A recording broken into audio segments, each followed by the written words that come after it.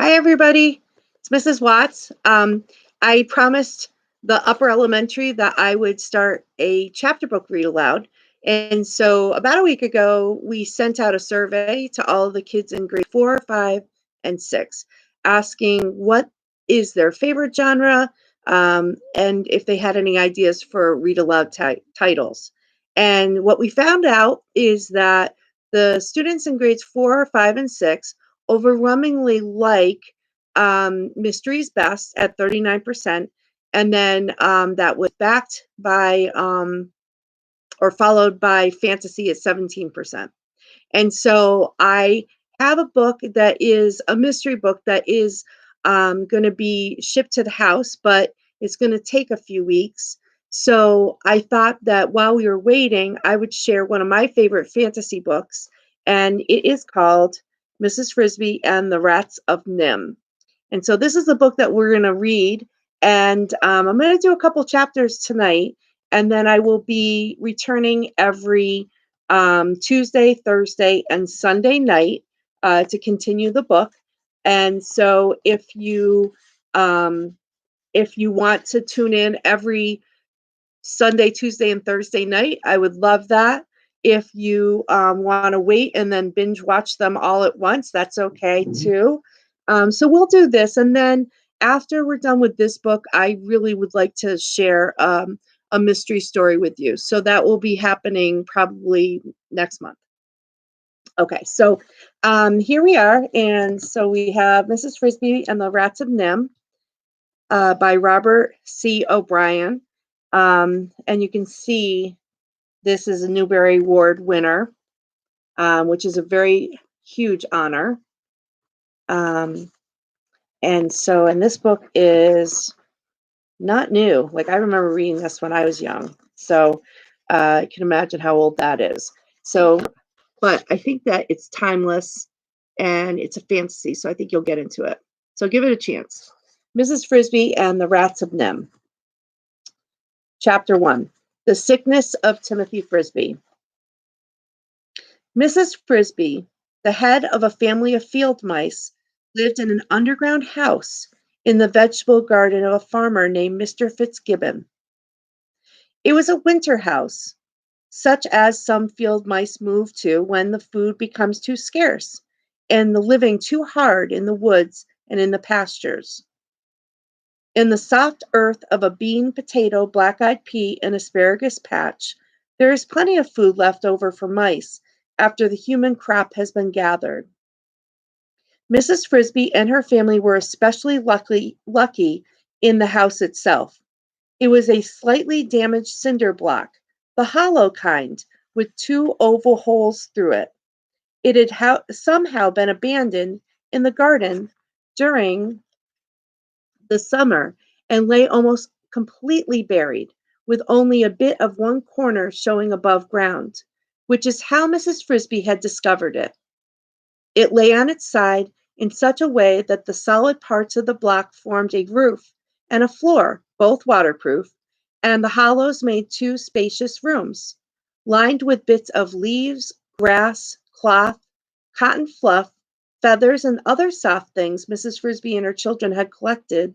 The house stayed dry, warm, and comfortable all winter. A tunnel to the surface earth of the garden, dug so that it was slightly larger than a mouse and slightly smaller than a cat's foreleg, provided access, air, and even a fair amount of light to the living room. The bedroom, formed by the second oval, was warm but dark, even at midday. A short tunnel through the earth behind the block connected the 2 rooms. Though she was a widow, her husband had died only the preceding summer, Mrs. Frisby was able, and through luck and hard work, to keep her family. There were 4 children, happy and well fed. January and February were the hardest months. The sharp, hard cold that began in December lasted until March, and by February the beans and the black-eyed peas had been picked over with help from the birds. The asparagus roots were frozen into stone, and the potatoes had been thawed and refrozen so many times they had acquired a slimy texture and a rancid taste. Still, the Frisbees made the best of what there was, and one way or another, they kept from being hungry. Then one day, at the very end of February, Mrs. Frisby's younger son Timothy fell sick. That day began with a dry, bright, icy morning. Mrs. Frisby woke up early, as she always did.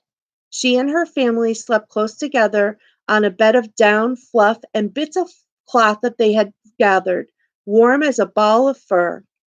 She stood up carefully so as not to awaken the children and walked quietly through the short tunnel to the living room. Here it was not so warm, but not really cold either. She could see from the light filtering down the entrance tunnel that the sun was up and bright. She looked at the food in her pantry, a hollowed space lined with small stones in the earth behind the living room. There was plenty of food for breakfast and lunch and dinner too, for that matter.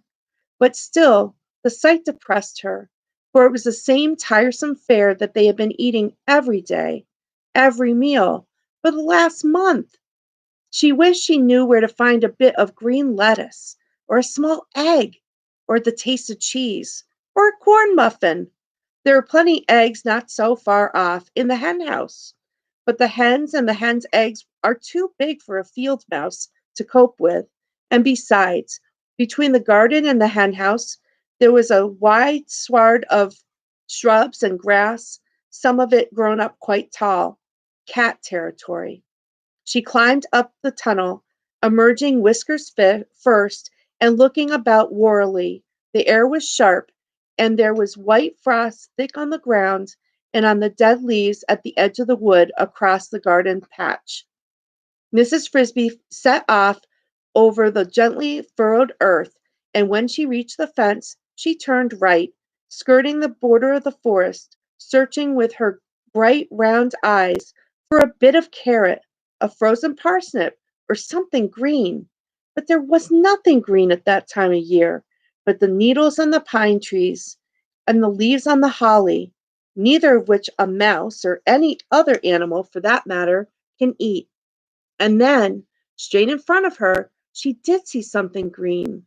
She had reached the far corner of the garden, and there at the edge of the woods where it met the fence was a stump.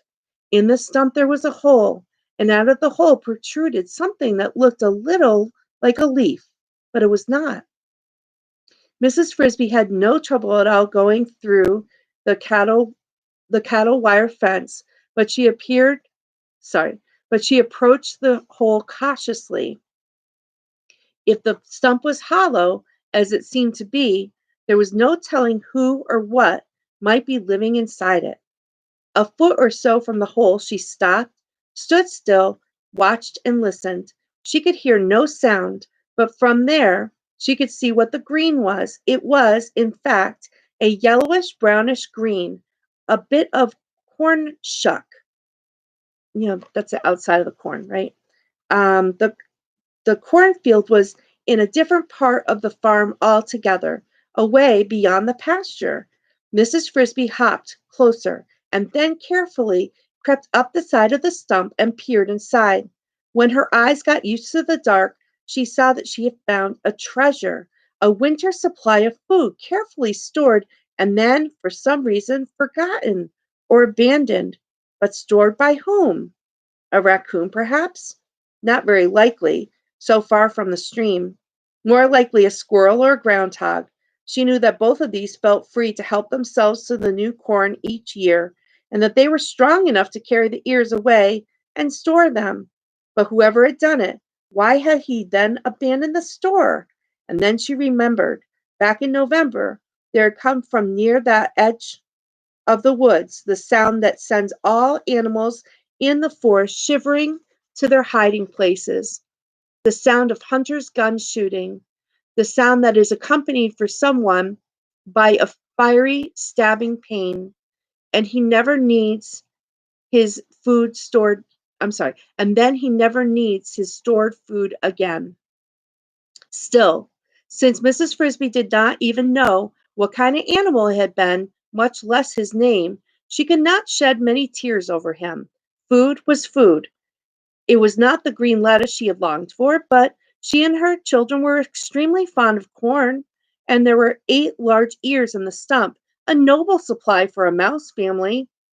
Down under the corn, she could also see a pile of fresh peanuts from still some other part of the farm, some hickory nuts, and a stack of dried, sweet smelling mushrooms.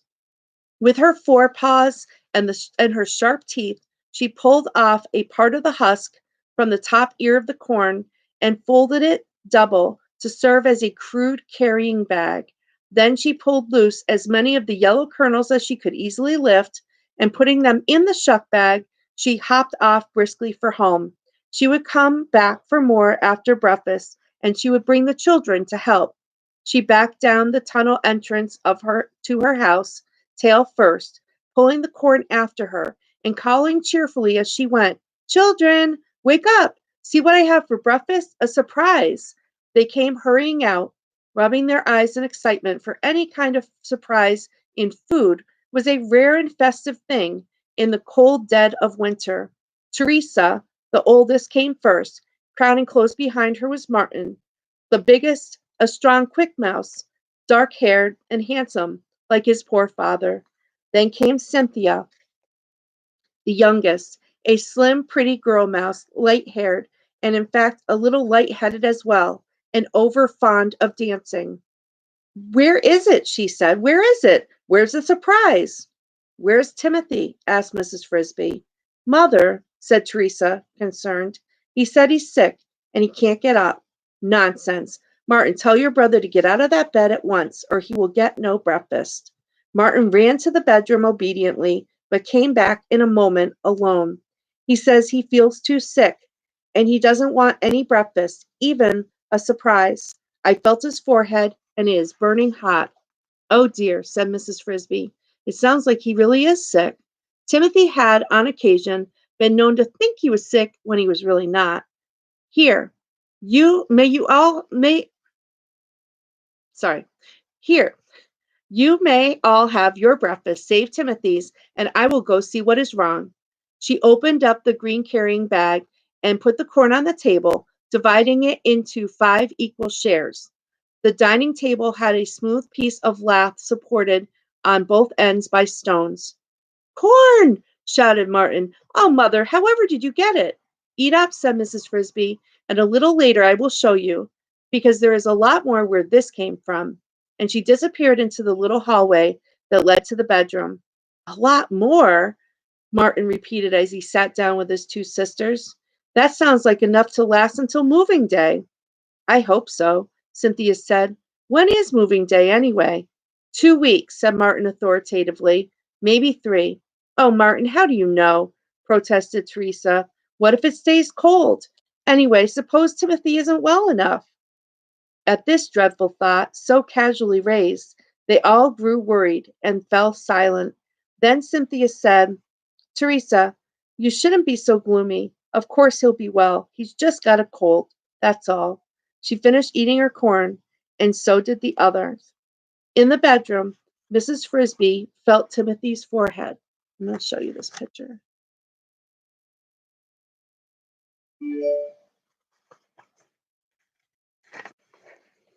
It was indeed hot and damp with sweat. She took his pulse and dropped his wrist in alarm at what she felt. "Do you feel sick to your stomach?" "No, mother, I feel all right, only cold, and when I sit up I get dizzy, and I can't get my breath too well." Mrs. Frisby peered anxiously at his face and would have looked at his tongue, but in the dark room she could see no more than the dim outline of his head. He was the thinnest of her children, and had a dark complexion like his father and brother. He was narrow of face. His eyes were unusually large and bright, and shone with the intensity of his thought when he spoke. He was, Mrs. Frisby knew, the smartest and most thoughtful of her children, although she would never have admitted this out loud. But he was also the frailest, and when colds or flus or virus infections came around, he was always the first to catch them and the slowest to recover.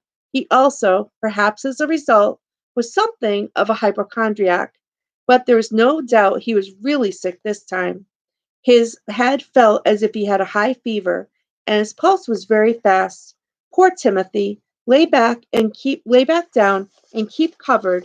She spread over him some bits of cloth they had used as blankets. After a while we will fix you a pallet in the living room so you can lie out where it's light. I found a fine supply of corn this morning, more than we could eat for the rest of the winter. Would you like some? No, thank you. I'm not hungry. Not now. He closed his eyes, and in a few minutes he went to sleep, but it was a restless sleep in which he tossed and moaned continually. In mid-morning, Mrs. Frisby, Martin, and Cynthia set off for the stump to carry home more of the corn and some peanuts and mushrooms. The hickory nuts they would leave, for they were too hard for mouse jaws to crack and too tedious to gnaw through. They left Teresa home to look after Timothy, whom they had wrapped up and helped into a temporary sick bed in the living room. When they returned at lunchtime, carrying heavy loads of food, they found her near tears from worry. Timothy was much worse. His eyes looked wild and strange from fever. He trembled continuously, and each breath he took sounded like a gasp for life. Teresa said, "Oh, mother, I am so glad you're back. He's been having nightmares and shouting about monsters and cats, and when I talk to him, he doesn't hear me at all." Not only was Timothy not hearing with his ears, his eyes, though wide open, were not seeing, or if they were, he was not recognizing what they saw. When his mother tried to talk to him or to hold his hand and ask him how he felt, he stared past her as if she didn't exist. Then he gave out a long, low moan and seemed to be trying to say something, but the words would not form properly, and they made no sense at all. The other children stared in frightened silence. Finally, Martin asked, "Mother, what is it? What is wrong with him?" "He is terribly ill. His fever is so high that he has become delirious. There is nothing for it. I will have to go and see Mr. Ages. Timothy must have some medicine." Okay, so that is the end of chapter 1. I hope you enjoyed it. So I will see you again on Thursday night, and we'll see what happens next. Have a good night. Did you like it?